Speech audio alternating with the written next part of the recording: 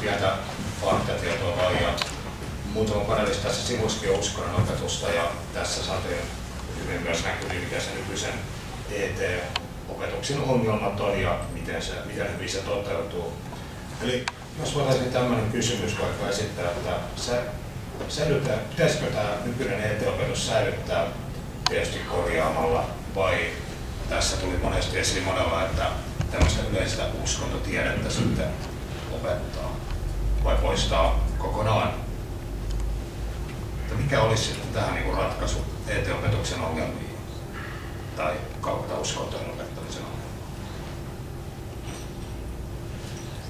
Aloitetaan jälleen täältä päästä. No, tässä on oikeastaan tullut sanottua jo se, että tämä uskonnon harjoittaminen päiväkodeissa ja koulussa, siitä pitäisi luopua. Sehän on uskonnon harjoittamista, jos meillä on erilliset uskonnontunnit.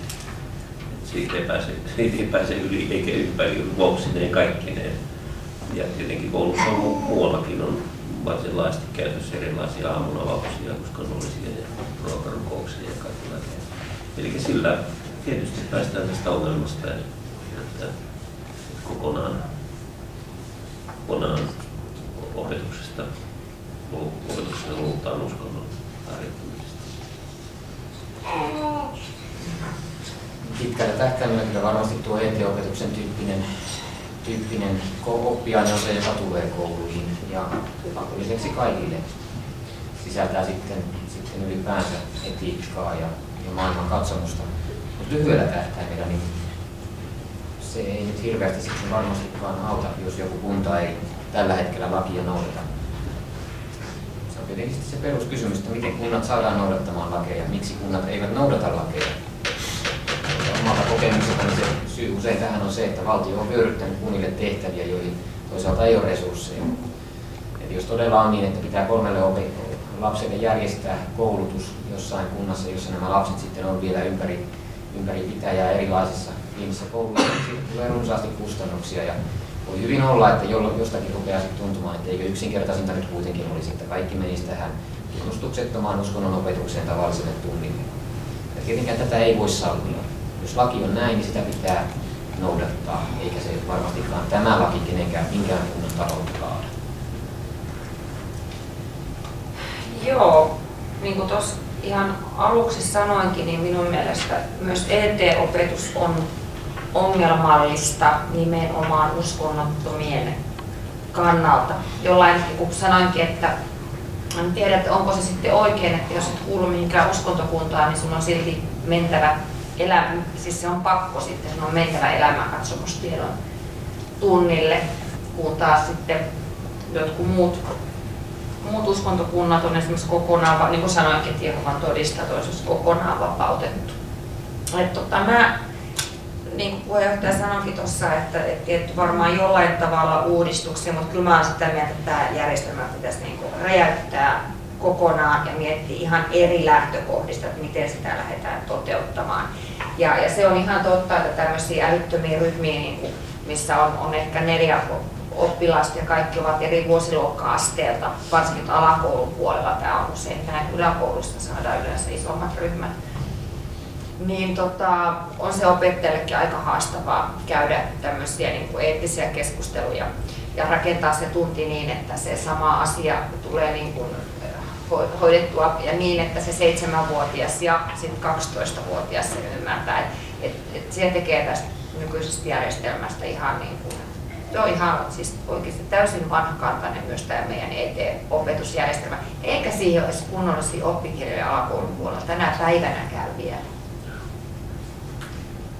ET-opetus pitäisi lopettaa ihan samalla tavalla kuin uskonnonopetus ja siirtää yleiseen uskontotietoon, joka olisi yhdenvertainen kaikille ja opetuksen taso pysyisi samanlaisena. Yksihän tuo ET-opetuksen ja uskonnonopetuksen ongelma on se, että niissä voi olla hyvinkin erilainen taso opetuksessa. Ja tämä on epäreilua lasta kohtaan. Joo, täällä meillä päin Varsinais-Suomessa kuitenkin on asukastiheys vähän isompia ja kun verrataan vaikka sen Pohjois-Suomen, mistä muut panelistit oli, ja siellä pohditaan, tai jos tässä Taito mainitsi näitä taksimatkoja tämän koulun sisällä, jotka ovat jo muodostuu ongelmiksi ja kustannuksiksi, niin sitten pohditaan vaikka kemiaihme, jossa sitten 2 kyläkoulun etäisyys saattaa olla huomattavasti pidempi, että se tunti menee siinä taksilaajellessa, että se taksikuski voisi hoitaa se opetuksen siinä samalla tyyppisesti. Eli nämä ongelmat, kun me täällä niitä katsotaan, monitoimimies Jantunen, mutta siis kun me katsotaan näitä asioita täällä, niin pohditaan totta kai niitä tämän maakunnan alueelta ja omien kokemuksien kautta, mutta sit, kun nämä lait ovat voimassa myös koko Suomessa muualla, niin nämä on tosi isoja kysymyksiä. Mä itse näen, että se uskonnon opettaminen koulussa niin on oleellinen asia antamaan se katsomuksellinen yleissivistys ja pehmentyttämällä näitä opiskelijoita sen oman kulttuurin ja oman yhteiskunnan kautta sitten tähän muihin näkemyksiin, muihin aatteisiin ja muihin uskontoihin, aatesuuntiin, muihin kulttuuriin, jotta sitä ymmärrystä on. Se, että onko sen oppitunnin nimi sitten elämänkatsomustieto vai onko sitten uskontotiede tai onko se sitten joku ihan muu, niin se ei mun mielestä sitten millä nimellä se kulkee, niin ei ole se oleellinen asia. On paljon lakia, joita koulut tai joita kaupungit eivät välttämättä tai kunnat eivät noudata ja siinä se valvontavastuu on luonnollisesti sen toteuttamista on niillä virkamiehillä ja jos niin ei toteudu, niin jokaisella kuntalaisella on oikeus siitä tehdä sitten valituksia eteenpäin ja tämä on yksi totta kai niistä. Se, että kuinka auttaa pienempiä kouluja toteuttamaan etäopetus, niin se on tosi iso haaste siinä mielessä, että kun 3 oppilasta kunnan alueella on, niin silloin se täytyy toteuttaa. Ja on totta kai yksi vaihtoehto. Kun on kouluja keskitetty isompiin yksiköihin, niin silloin luonnollisesti se on myöskin helpompaa siellä toteuttaa, mutta en väitä, että aina se yksi massiivinen koulu on parempi kuin 5 pientä. Siellä oli takarivissä kysymys. Joo, minä olisin tuosta vaan, että eikö sitä voisi yhdistää kaikkia näitä, että se olisi elämänkatsomusten ja tiedollinen opetus. Käytäisiin läpi kaikki nämä selkeästi, ei se mikään mahdoton homma ole. Ja sitten nämä uskonnolliset kodit, mitä uskontaa tahansa, he antaa kuitenkin lapsilleen tämän tietyn katsomuksensa. Ei sitä koulun tarvitse vielä vahvistaa. Koulun täytyy olla neutraali ja puolueeton, poliittisesti ja uskonnollisesti ja maailmankatsomuksellisesti. Eikös tämä olisi ihan selkeä ja yksinkertainen tapa ja kaikkein halvin ja edullisin? Joo, olen ihan samaa mieltä tässä asiassa. Mun mielestä jos ajatellaan päiväkoteja esimerkiksi, niin tällainen kulttuuri- ja tapakasvatus, joka on päiväkodin tärkein tehtävä, kasvatustehtävänä, totta kai huolenpito lapsesta, mutta kasvatustehtävänä, niin jos me puhumme eri uskontokuntiin kuuluvista lapsista, heidän perheistään, niin minusta se pitäisi olla nimenomaan, että tämä erilaisuus nostetaan myönteisenä seikkana esille ja iloisena hyvänä asiana. Minä olen muslimia, sinä olet kristitty ja minä en usko mihinkään näihin estä. Mutta että se on juuri sitä tapakasvatusta ja se täytyisi olla vapaa siitä uskonnon harjoittamisesta. On täysin väärin, että seurakunnasta tulee joku pastori tai diakonissa tai muu niin päiväkotiin vetämään sitä päiväkodin ohjelmaa. Ja siihen joutuu sitten alistumaan kaikki muut. Ja tämä sotii yhdenvertaisuutta vastaan ja on perustuslain vastaan.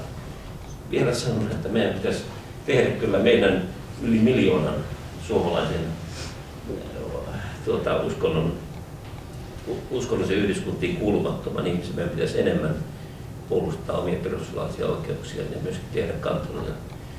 EU ei ole paras paikka kannella, koska siellä väännettiin perustuslakia, jossa meidät ottaa katolinen usko siihen vielä ikään kuin kanneksi kaiken päälle, mutta ihmisoikeuksista on kysymys ja perustuslaillisista oikeuksista.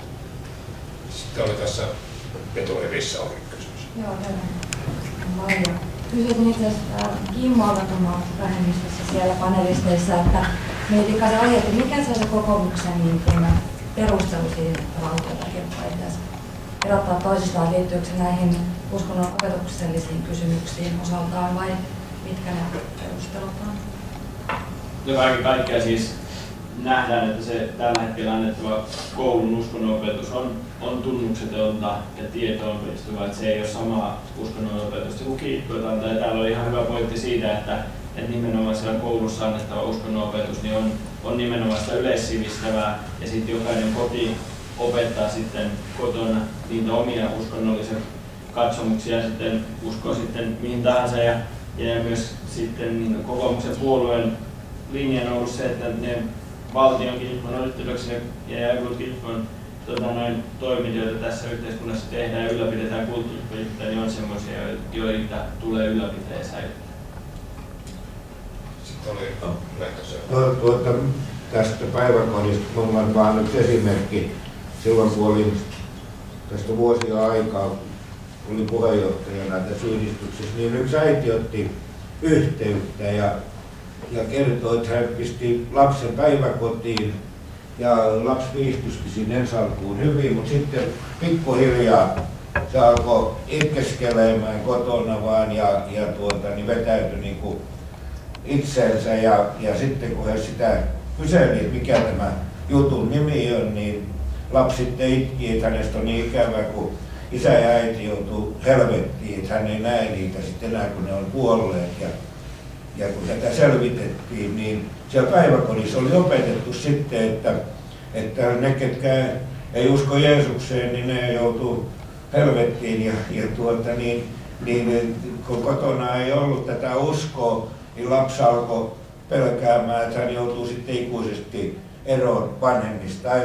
Eli tämä on myöskin tällainen mielenterveyskysymys, tämä päiväkodin, ja miksei alempien luokkien koulussakin, niin tämä uskonnon harjoittaminen ja sen opettaminen. Oliko tämä päiväkodissa vai jonkun tämmöisessä seuraavakerhossa? Kaupungin päiväkodissa. Mä saisinko kommentoida? Joo, siis reunasta. Joo, se erittäin valitettavaa, jos näin on tapahtunut, mutta siis hän on toiminut silloin ihan nimenomaan lain vastaisesti, jos näin on. Ja mä oon myös samaa mieltä siinä, että se voi olla varsinkin kasvaville murrosikäisille nuorille.